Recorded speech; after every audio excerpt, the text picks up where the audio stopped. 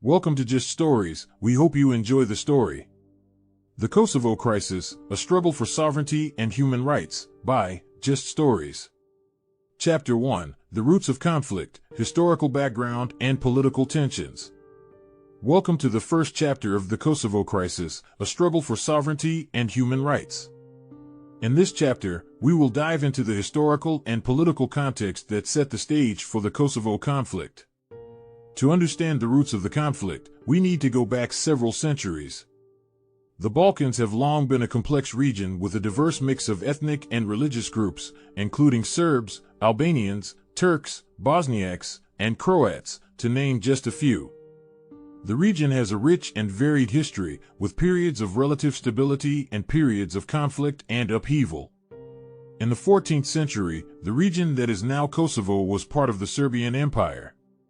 However, Ottoman Turks conquered the region in the late 14th century and ruled it for centuries. During this time, many Albanians converted to Islam and became part of the ruling class, while Serbs largely remained Orthodox Christians. In the late 19th century, Serbia began to reassert its independence from Ottoman rule, and the Serbian government sought to expand its territory. This led to tensions with Albanians, who resisted Serbian rule and demanded greater autonomy. After World War I, Kosovo became part of the newly formed Kingdom of Yugoslavia, which was dominated by Serbs. Albanians in Kosovo faced discrimination and marginalization, and tensions between the two groups continued to simmer. In the 1980s, under the leadership of Slobodan Milosevic, Serbia began a campaign to centralize power and assert its dominance over other republics within Yugoslavia.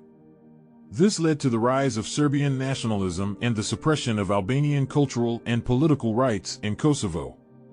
In response, Albanians formed the Kosovo Liberation Army, a guerrilla group that sought to secure independence for Kosovo. The KLA carried out attacks on Serbian police and military targets, which led to a brutal crackdown by Serbian forces. The conflict escalated in 1998, with Serbian forces conducting a campaign of ethnic cleansing against Kosovo Albanians, including mass killings, rapes, and forced displacement. This led to international condemnation and calls for intervention to protect civilians. In summary, the roots of the Kosovo conflict can be traced back centuries to the complex mix of ethnic and religious groups in the region.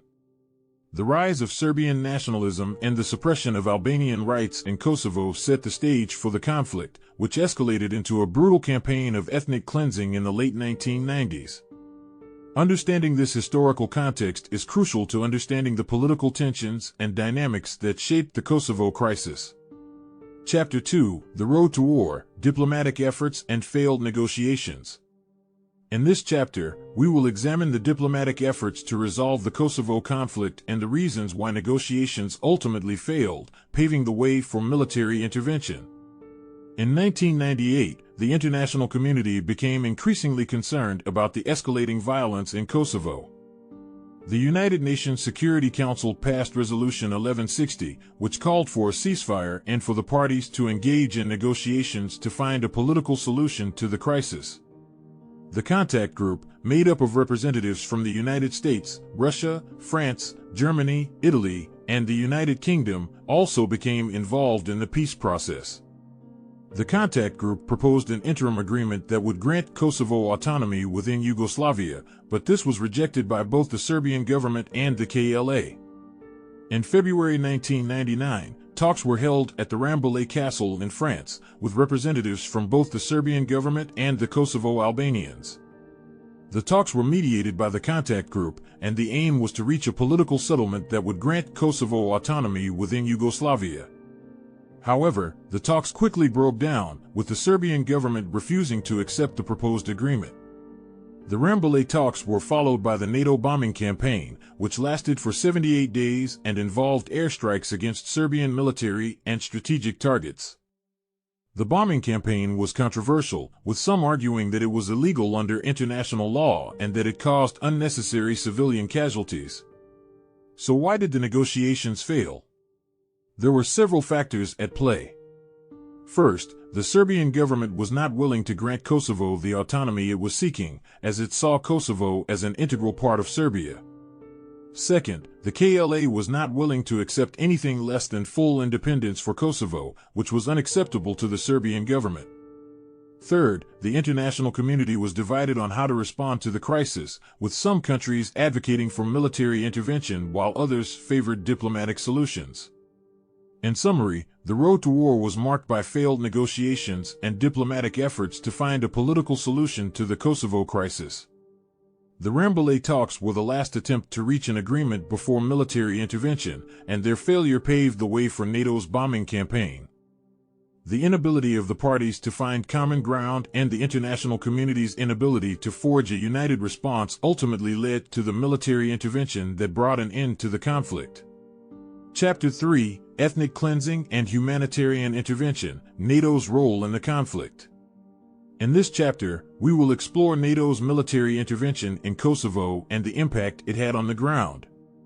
We will also examine the controversial nature of the intervention and the criticism it faced. The NATO intervention in Kosovo began on March 24, 1999, after the failure of diplomatic efforts to resolve the conflict. The aim of the intervention was to stop the Serbian government's campaign of ethnic cleansing against Kosovo Albanians, which had resulted in the displacement of hundreds of thousands of people and the deaths of thousands. NATO's bombing campaign lasted for 78 days and involved airstrikes against Serbian military and strategic targets. The intervention was controversial from the outset, with some arguing that it was illegal under international law and that it risked escalating the conflict. Despite the controversy, the intervention did have an impact on the ground. Serbian forces began to withdraw from Kosovo, and NATO troops were deployed to the region to provide security and help facilitate the return of displaced Kosovo Albanians. The intervention also had wider implications for the use of force in international relations. The NATO intervention was the first time that military force had been used by the international community for humanitarian reasons, rather than in response to a direct threat to national security. However, the intervention was not without its critics. Some argued that NATO's actions were illegal under international law, as there was no UN Security Council resolution authorizing the use of force. Others pointed to the civilian casualties caused by the bombing campaign, which they argued demonstrated a disregard for the lives of Kosovo Albanians. Despite the controversy, it is clear that the NATO intervention played a significant role in bringing an end to the conflict. The intervention allowed for the return of displaced Kosovo Albanians to their homes and provided a measure of security for the region. However, the intervention also demonstrated the challenges of using force for humanitarian reasons and highlighted the need for a more nuanced approach to intervention in future conflicts. In summary, NATO's military intervention in Kosovo was a response to the Serbian government's campaign of ethnic cleansing against Kosovo Albanians. The intervention was controversial and faced criticism for its legality and impact on civilians. However, it played a significant role in bringing an end to the conflict and allowed for the return of displaced Kosovo Albanians to their homes. Chapter 4: Justice and Reconciliation, the Aftermath of the Conflict. In this chapter, we will explore the aftermath of the Kosovo conflict, focusing on the efforts to bring war criminals to justice and promote reconciliation between different ethnic groups. The Kosovo conflict left a lasting impact on the region, with widespread destruction, displacement, and trauma. In the aftermath of the conflict, there was a need to hold war criminals accountable for their actions and to promote reconciliation between different ethnic groups. The International Criminal Tribunal for the former Yugoslavia was established in 1993 to prosecute war crimes committed during the conflicts in the Balkans. The ICTY played a significant role in bringing war criminals to justice, including Serbian President Slobodan Milosevic, who was charged with genocide, crimes against humanity, and war crimes. In addition to the legal process, there were also efforts to promote reconciliation and healing between different ethnic groups. One notable initiative was the establishment of the Truth and Reconciliation Commission in Kosovo, which was modeled on similar commissions established in South Africa and other post-conflict societies. The TRC was tasked with investigating human rights abuses committed during the conflict and providing a forum for victims to share their stories. The Commission also worked to promote dialogue and understanding between different ethnic groups, with a focus on promoting social justice and human rights. However, the process of justice and reconciliation was not without its challenges. The ICTY faced criticism for its slow pace and for failing to bring to justice all those responsible for war crimes. The TRC also faced challenges in promoting dialogue and understanding between different ethnic groups, with some groups remaining deeply divided and mistrustful. Despite these challenges, there were significant achievements in the process of justice and reconciliation. The ICTY played a significant role in bringing war criminals to justice and setting important precedents for international criminal law. The TRC provided a forum for victims to share their stories and helped to promote dialogue and understanding between different ethnic groups. In summary, the aftermath of the Kosovo conflict was marked by efforts to bring war criminals to justice and promote reconciliation between different ethnic groups. The legal process through the ICTY was significant in bringing war criminals to justice and setting important precedents for international criminal law. The TRC also played an important role in promoting dialogue and understanding between different ethnic groups, although the process was not without its challenges.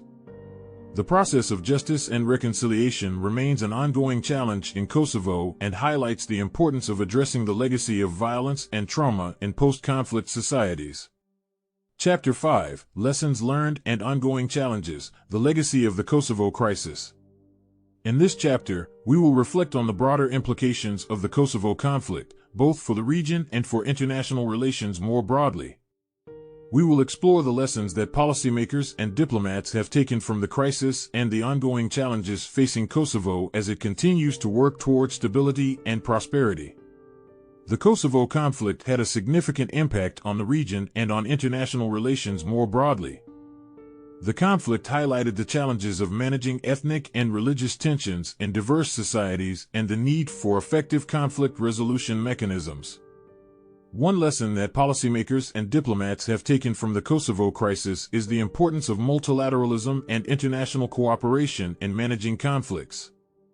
The international community's response to the Kosovo crisis was marked by divisions and disagreement, which led to delays in finding a solution. However, the intervention also demonstrated the importance of working together to prevent humanitarian crises and promote human rights. Another lesson from the Kosovo crisis is the importance of addressing the root causes of conflicts. The conflict in Kosovo was fueled by deep-seated ethnic and religious tensions, which were exacerbated by political and economic factors. Addressing these underlying issues is essential to preventing future conflicts and promoting long-term stability. Kosovo still faces significant challenges as it works towards stability and prosperity. The region remains divided along ethnic and religious lines, and there are ongoing tensions between Kosovo and its neighbors, particularly Serbia. The region also faces economic challenges, with high levels of unemployment and poverty. To address these challenges, Kosovo has focused on promoting economic development and political stability. The country has made progress in recent years, with increased foreign investment and efforts to strengthen democratic institutions. However, there is still much work to be done, particularly in addressing the underlying tensions between different ethnic groups. In summary, the Kosovo crisis had significant implications for the region and for international relations more broadly. The conflict highlighted the importance of multilateralism and international cooperation in managing conflicts and addressing humanitarian crises. The legacy of the Kosovo crisis also includes lessons about the importance of addressing the root causes of conflicts and promoting long-term stability. Kosovo still faces significant challenges, but the country has made progress in recent years and is working towards a more prosperous and stable future. Thank you for watching our story. Don't forget to like, share, and subscribe, so you don't miss out on our next video.